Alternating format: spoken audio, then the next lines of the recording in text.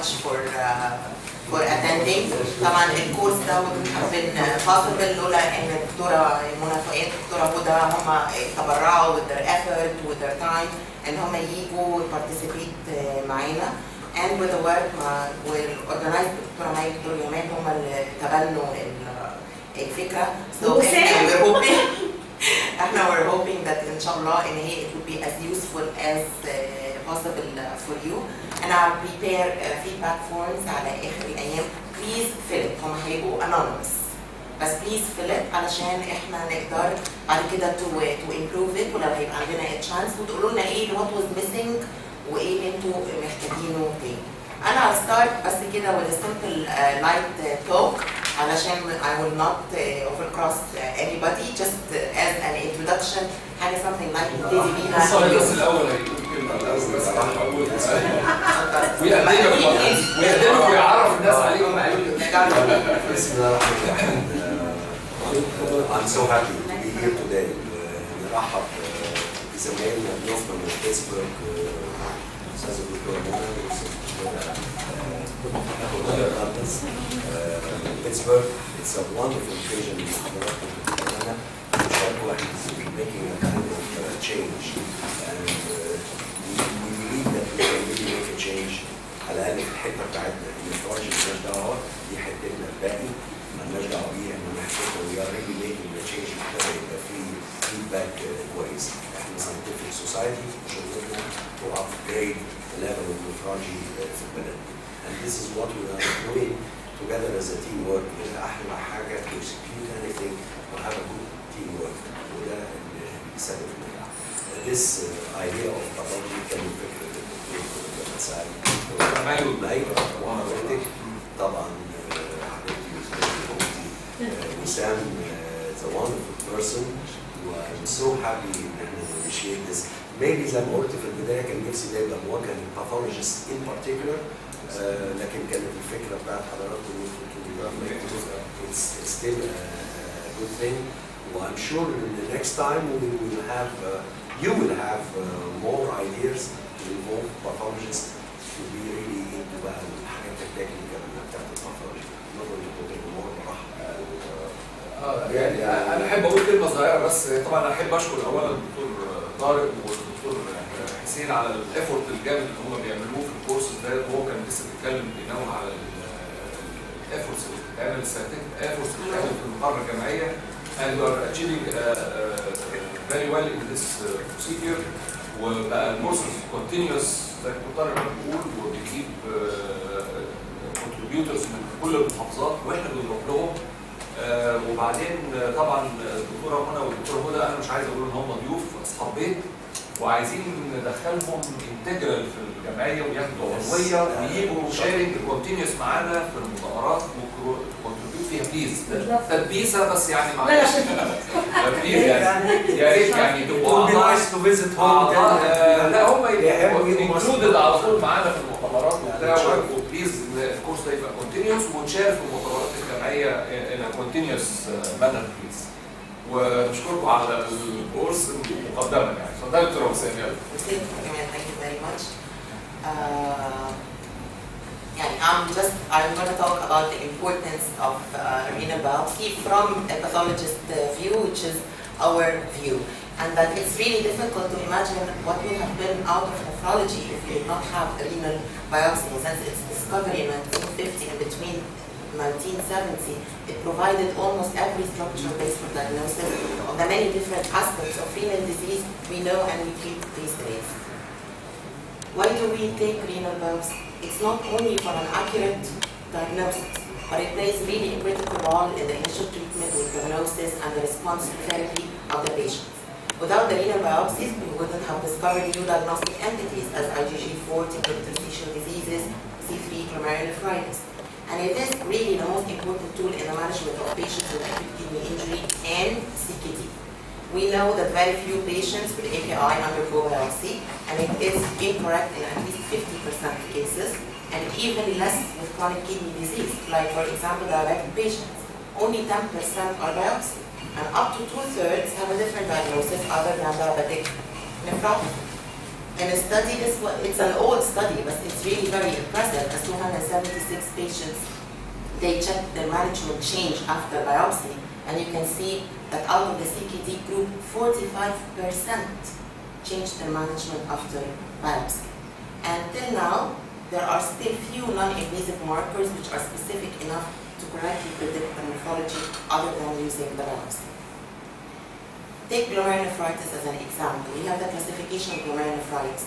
Glomerulonephritis is one of the most complicated classifications in medicine, and it is a classification which is based on clinical basis as RPGN, on etiological basis as post-infectious, on immune mechanisms as lupus, but still the most important part of the classification, which is based on histopathology. Without the biopsy, you will not have this part of the classification.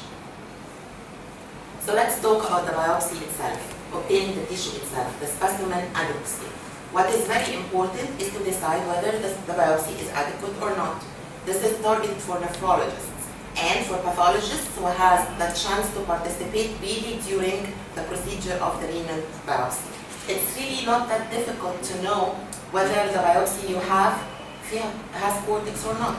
You can see, look here, this is unfixed cortex. Can you see the glomeruli? Oh, please. And how do you see this? You see it with a regular magnifying lens, any magnifying lens. If you have the option of a dissecting microscope, this would be great. If you don't, just a regular magnifying lens from any library, and you can see that the glomeruli are really apparent. And this is medulla. You do not see these glomes. And by time, you really get to know it, that this tiny piece which is dotted with these red dots is a nice piece of cortex. So you should train yourself, both nephrologists and pathologists, to take a look at the core you take before sending it to the pathologist, not to get the disappointing result of that this is not fit enough for diagnosis, or that this is medulla. What do we pathologists do with the biopsy? We have three modalities for the diagnosis of renal biopsy. Whether these modalities are available or not, for everybody or not, still it should not stop us at least from getting an idea about what the patient has. The first modality is light microscopy. Unfortunately, we don't have a single fixative for the three modalities. And please remember this. We do need different fixatives for these different tests. For light microscopy, we use 10% neutral buffer formalin.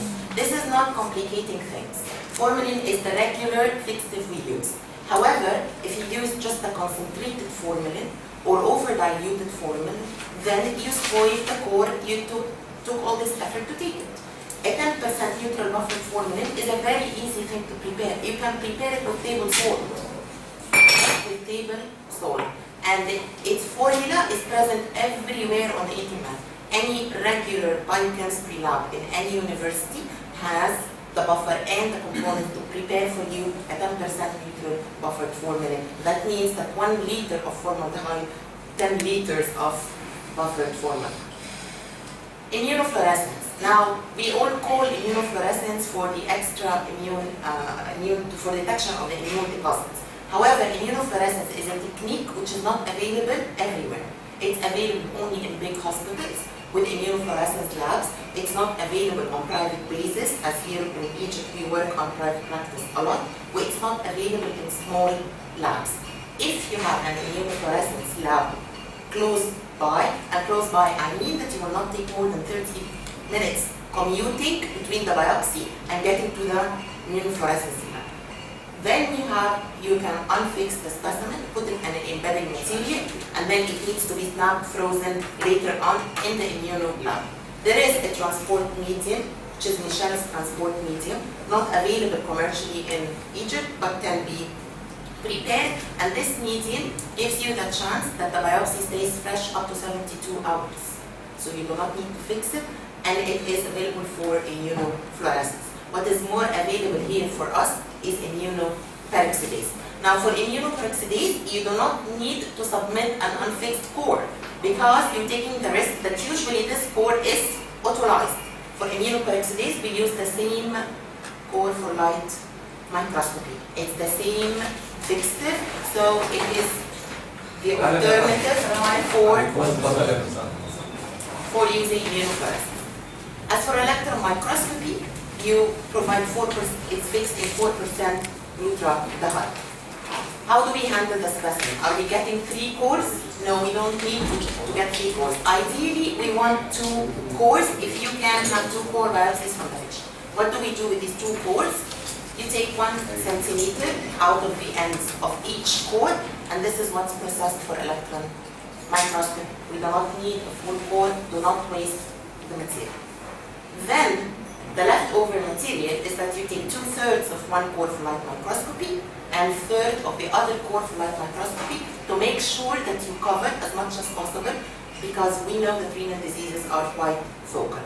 And the left of the material, if we're doing immunofluorescence, then it's going to be processed for immune. If not, then we are going to process the whole thing, the whole core for light microscopy and immunoperoxidase. How do we perform this? We perform this by simply on a glass slide and a sharp razor, and you just cut it under the magnifying lens. Again, a bedside thing to do, not complicated. Just be careful that the core is not dried out. Please, saline is not affixed under any form. It's used only to prevent drying during the binding of the cortex. So do not send any biopsies in saline, because then you're just leaving the biopsy to autolyze. You better leave it out on the table and not do anything about it. We do not need to freeze our biopsies if they are fixed. Only glutaraldehyde fixed specimens, and they are to be put on the regular fridge, not on the freezer. Formaldehyde fixed specimens should not come near a fridge or a freezer, because actually it causes defects in the processing. You just leave it by room temperature, and this will be very fine.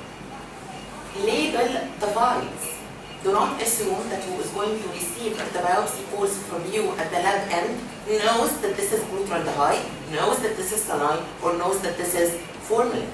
So label the vials you're going to use, not to risk that at the end your formaldehyde fixed specimen will be processed for EM, and this is not going to provide proper EM quality, and vice versa. So it's not difficult to label each file with the name of the patient and the type of test or fixative used. Finally, it's really very important that the same pathologist interpret the results obtained by the 3 techniques. Immuno and EM are ancillary tests to the routine light microscopy. If you want a second opinion, if you want a specific pathologist to overlook at your biopsy, then send the whole data. Do not send the immune and EM to someone and expect to get a proper diagnosis, and you're sending the light microscopy somewhere else. These are just additive techniques. What we do later with the biopsy is that we stain with different stains. For pathologists, the routine stain we use is what we call hematoxylin and eosine, and this is the stain. Unfortunately, with kidney biopsies, it's really the least important stain. And the routine workup for kidney biopsy have to include at least HME, mastocytochrome, and PAS stain, which is known as PAS. HME gives you an idea about the tissue you have, whether it's adequate or not, and gives a general impression about what's going on within the kidney. This is the glomerulus, this is a tubule, and what's between the tubules is the interstitial area. Normally, you shouldn't see it. Normally, you shouldn't see it. Tubules are very close to each other. If you see it, then there is a problem with the interstitial. It's expanded for one reason or another. This is the silver stain. Some labs do silver routine, others don't. I don't do it because my tech finds it very problematic. So they don't do it. Silver is for basement membranes. This is capillary basement membranes, and it stains basement membranes black, as you can see. It also stains Bowman's capsule black, stains the tubular basement membrane as well. These are the mesangial areas. The silver is a beautiful stain. It gives you quite a good look about the cellularity of the cells and what's going on with the glomerulus. The poor man's alternative for silver methylamine is the periodic acid Schiff, what is known as PAS. It's exactly the same stain. It does the same thing, but instead of staining black, it stains this nice pink color. Again, these are the capillary basement membranes, Bowman's capsule, and tubular basement membranes. And the last stain are the fibrous stains. You can use These are known as trichrome stains, and the master trichrome uses light green, which gives you a green color for the fibrosis, or you can use the aniline blue, and it gives a blue color for the fibrosis. Both are valid, both are easily done. Trichrome is a very important stain. It gives you 3 colors. It makes the fibrinoid necrosis lightens up in the biopsy. It gives you an idea. It stains any fibrous tissue green and gives you idea what's going on within the interstitium. As you can see, this is a tubule, this is the interstitium, and you have lymphocytic infiltrate here. Just be careful to not overestimate the fibrosis within the muscle trichrome stain, because trichrome also stains basement membrane green, the tubular basement membrane. So always bear in mind that you can overestimate within the fibrosis. So the best way to evaluate fibrosis is using combination of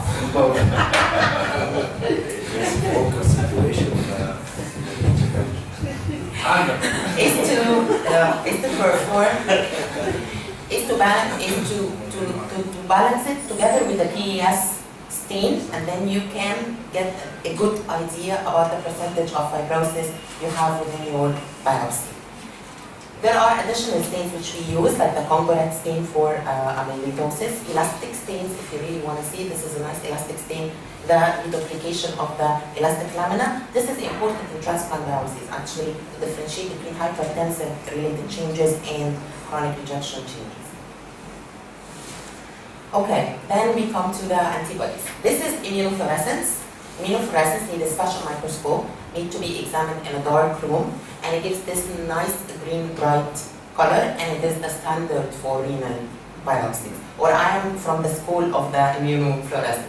If we don't have it, then you have immunoperoxidase. As you can see, immunoperoxidase performs better or gives you a good idea about the layout, and it gives this brown color, and this is what is positive. You can see here there is deposits along the basement membrane. What are the antibodies we use? The panel is immunoglobulins A, G, and M, complement factors 3, 4, and C1q, fibrin/fibrinogen both works, and light chains kappa and lambda. This is a huge panel, quite extensive. Are you going to explain the details of the technique in step? Okay, عشان ممكن يكون حد مش عارف البيزكس بتاعه ازاي. It will be mentioned. Okay. I'm just giving an overview and we'll explain it. You need at least to perform the first 4. That's the minimum accepted. And then you work your way out whether you need kappa and lambda or not. Actually, and very honestly, in patients above 50 years old, they should all be processed for kappa and lambda as well for light chain disease.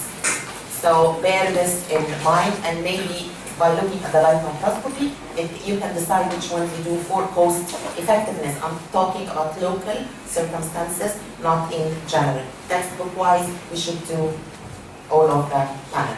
As I mentioned before, immuno is done on frozen sections with special microscope and has its own internal control. While immunoperoxidase has or what we think it is superiority, it's done on formally fixed sections.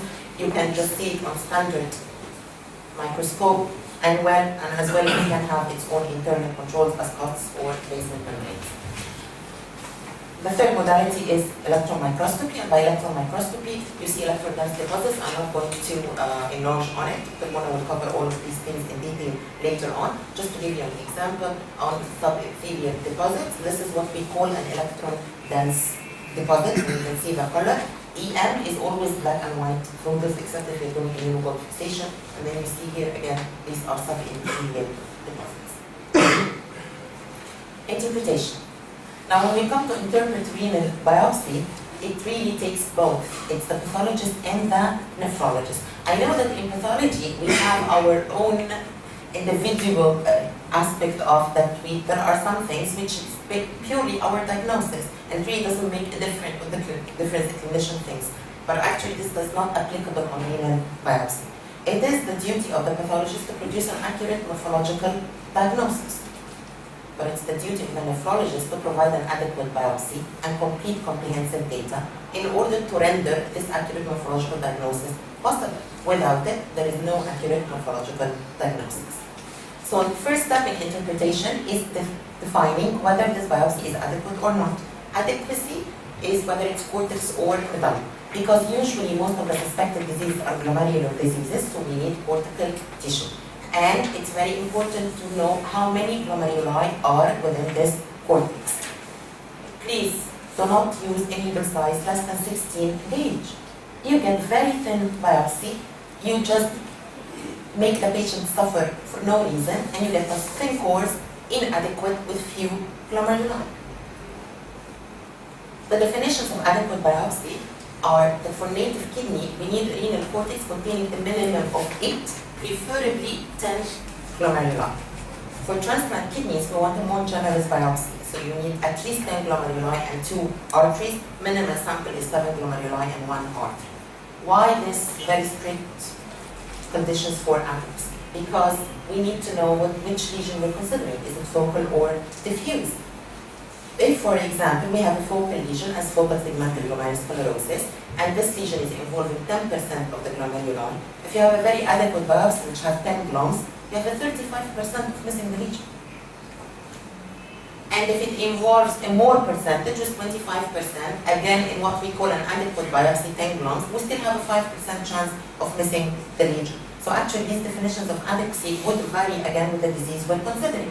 Other diseases, as diffuse lesions, can be done with 1 or 2 glomerulus. Maybe, yes, if it's a membranous, it's a membranous. If it's amyloid, it's amyloid. However, always bear in mind that in a small biopsy or an inadequate biopsy, you do not know the activity of the disease or the chronicity process which actually determines the prognosis of the patient. You don't know whether you have secondary segmental sclerosis with this membranous glomerulopathy if you have 3 glomeruli in the biopsy.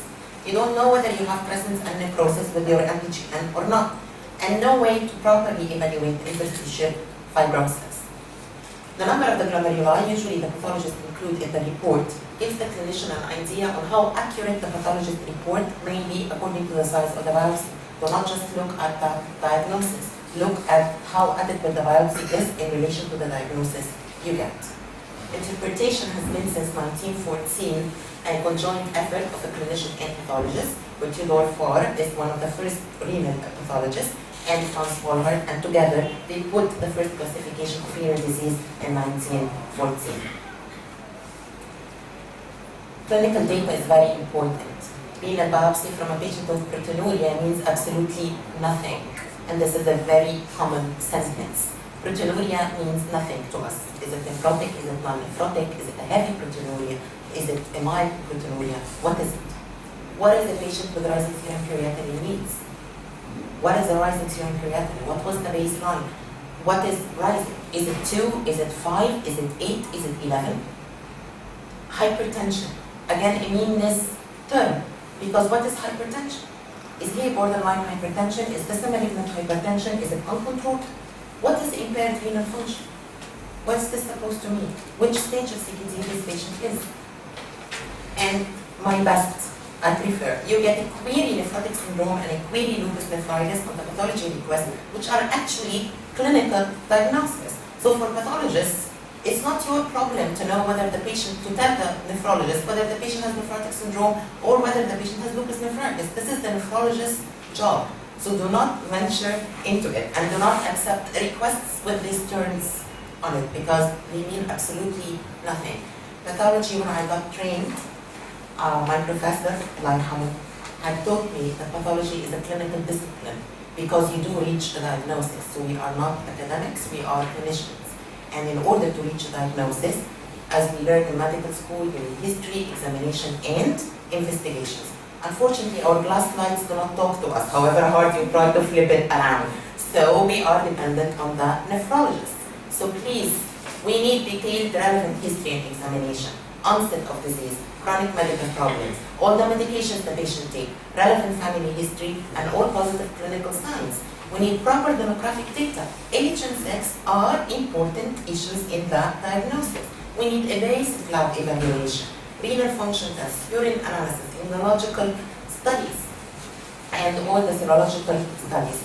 More important is that share the information. Both of our jobs is that we diagnose the patient. Nephrologists have a tendency to withhold the information to test you, to know whether you are going to get to the proper result at the end of the day or not.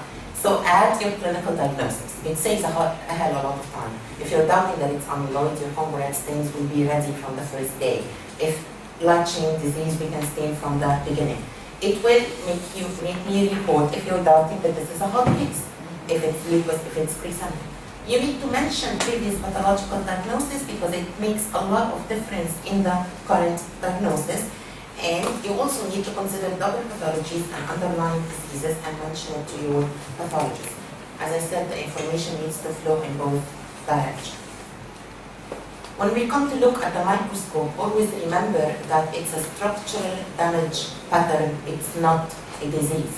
What we write as a diagnosis is not a disease, it's just a damage pattern. The kidney responds to the various injuries it receives in specific damage patterns, and this is what the pathologists do when they look at the microscope. They look at a catalog of photos and try to relate these damage patterns to the injury they know happened to the kidney. And so, one disease can have many different patterns of renal involvement, as lupus, as we all know, the different patterns which goes under lupus nephritis, as you are going to hear later today.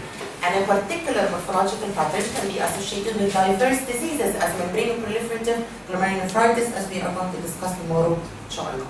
So experience in renal pathology and clinical nephrology needs understanding. This is interpretation. You need an experience in both. And that's why renal pathologists are quite experienced in clinical nephrology, as well as understanding of the underlying pathogenic mechanisms.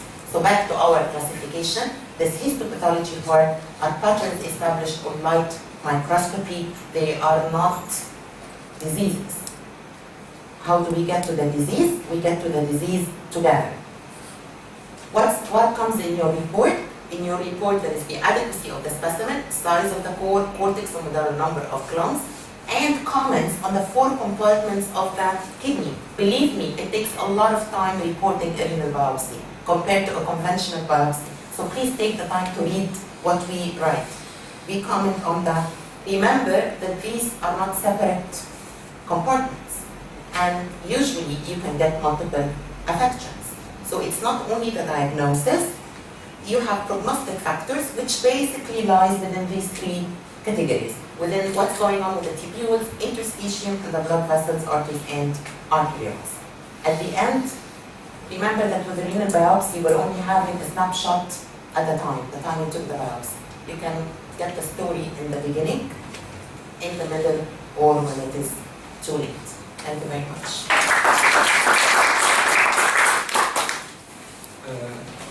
حد يحب مثلا يسأل one or two questions كده ولا نخلي discussion في الآخر؟ حد عايز يسأل دكتور وسام أي حاجة؟ عشان أنا لسه هقعد ألاقي فيها كتير دلوقتي as usual. خلينا ندسكت معلومات. خلي زي ما أنت. وهيتلف كده حلو يا عسل مش كده؟ لا أزوق.